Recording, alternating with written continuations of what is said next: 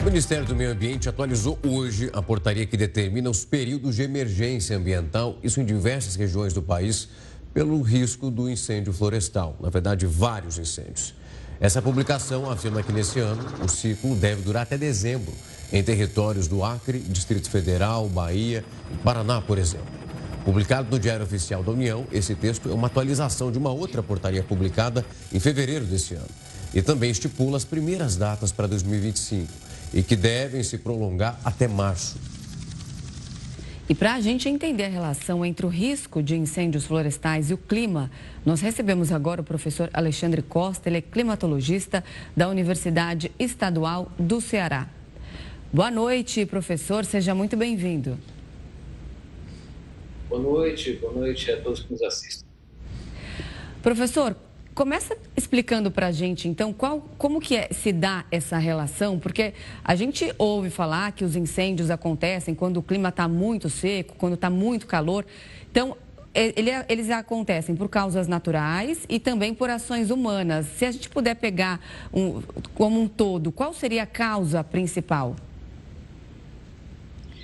Veja bem, na verdade, o que nós temos é que o aquecimento global, que é causado inteiramente pelas emissões humanas, isso hoje é um consenso científico muito nítido, ele exacerba as condições que produzem esses incêndios de grande escala. Para ser mais específico, primeiro com as altas temperaturas. A gente tem acompanhado a quebra sucessiva de recordes de temperatura global e também na América do Sul, né? Em especial Brasil Central. Todas as métricas, a média das temperaturas, o número de dias com temperaturas extremamente altas, seja acima de 35 graus ou valores ainda maiores, isso tudo já contribui para facilitar a tendência de incêndios. Mas tem um outro processo que opera junto com esse, que é a transformação do ciclo hidrológico global em função do aquecimento do planeta. Basicamente, o que acontece é que a atmosfera, por ela ser capaz de armar mais vapor d'água, quer taxas de evaporação maiores para produzir chuva. Então, a tendência com isso é o prolongamento da estação seca da maior parte das regiões do mundo. Só para se ter uma ideia, as projeções, mesmo num cenário de emissões intermediárias, é que no Brasil Central nós tenhamos um prolongamento de pelo menos 11 dias na estação seca, já em meados do século, já em 2050. Ora, o que acontece com isso é que você passa a ter mais matéria orgânica seca e, portanto, isso casado com as altas temperaturas facilita em muito o processo de produção de incêndios, seja um incêndio provocado, que tende a sair de controle e queimar uma área muito maior, seja até mesmo um incêndio natural provocado por um raio ou algum outro fator. Fato é, aquecimento global tem uma relação intrínseca com a multiplicação do risco de incêndios severos. Professor, quando a gente olha para essa perspectiva e esse levantamento que foi divulgado anteriormente, depois atualizado, ali se tem um panorama, inclusive, para que seja possível uma realização de uma contratação de brigadistas para conseguir atender essa demanda nesse momento.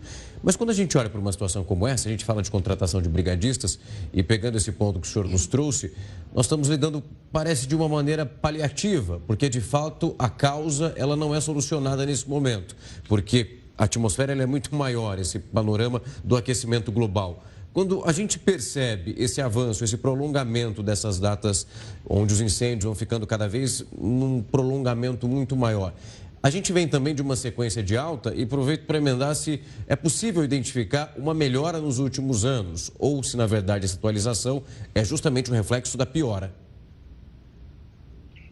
Veja bem, eu acredito que nesse caso o governo está certo em cumprir parte do chamado dever de casa. Porque nós precisamos trabalhar num binômio.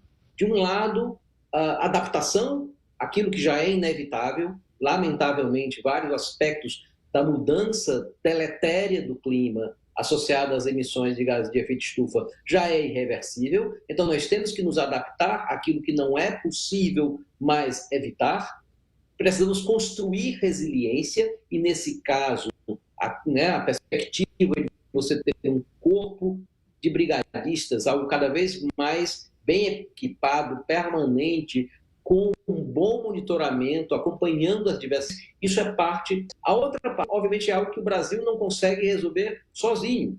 O Brasil tem que fazer a sua parte. Nesse aspecto aí, é fundamental que a gente mantenha e acelere a redução das taxas de desmatamento para chegar, como prometido, em desmatamento zero em 2030. Isso aí, o conjunto dos setores envolvidos, tanto o setor público como o setor privado, precisam entrar fortemente com responsabilidade. Nós não estamos falando de pouca coisa, né?